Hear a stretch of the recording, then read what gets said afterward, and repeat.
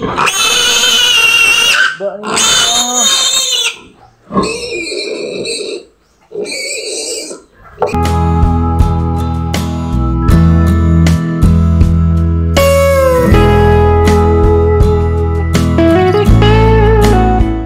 Oh, mayong adlaw mga amigo, mga idol. For this video, akong ipakita sa inyo ang pagtambal na to, no? Sa mga baktin nga medyo nagdaot ang ilang ugaw, nagbasa, mga atong tagaan. O ang gamit na to ani karon, morning Aprolite. Aprolite ni siya.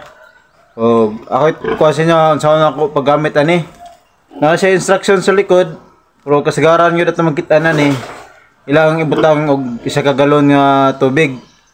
Pero ang kuha ni siya, indication yun niya sa dosage niya ni sa pagtambal dapat 1 ml per kilo ang tambal ani treatment niya. So mo na to ang buhaton karon. Sa isa ka sachet kaning 6 grams. Ang kuha niya is 40 ml. So ato ning ihalo, i-mix atong mayo.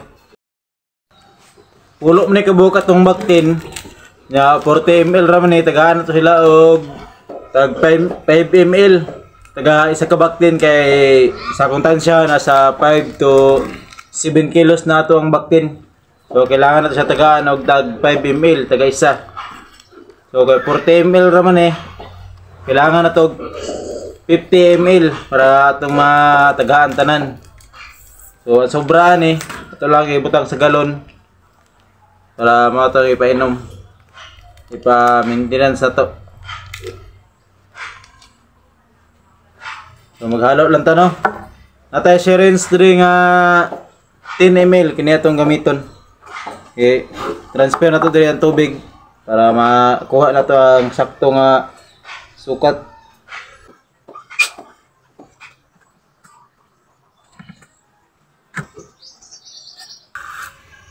So sakto na 5.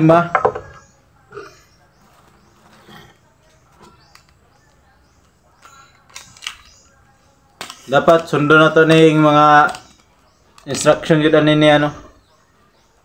Okay, para mahimong epektibo ang tambal.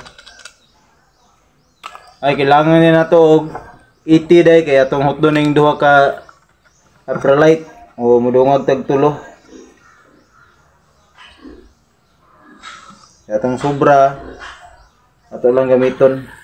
Ato ibutan sa galon.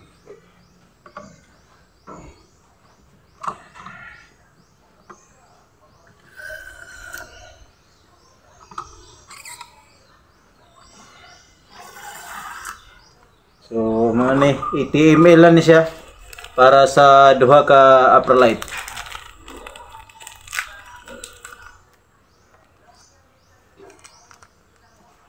Ato lang siyang tunawon og mayo. So, mali ang color of pink.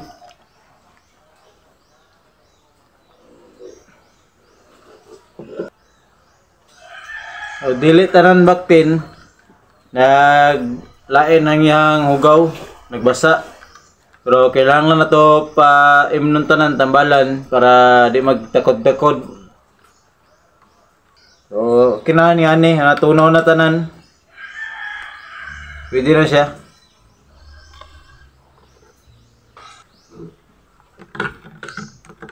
Ya to kayo kay mo lugdang ang tambal, no.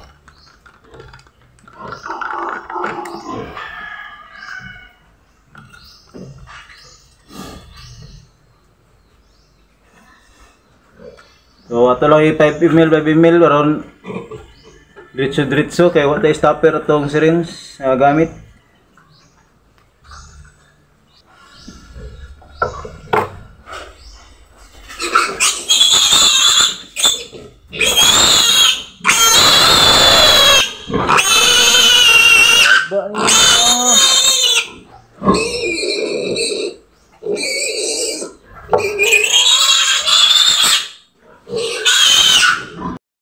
So, nahuman na ito tanan ng tambal. So, tara, balik na sila. Ipatutoy na ito balik. O dagko buyag itong bakti no. O pero nagkuhan sa hangkod kay atong gipakaon nagsugod pod. Mao na baguhan siya sa pagkaon. So mao na yung sobra. So manhingi butang diri sa galon.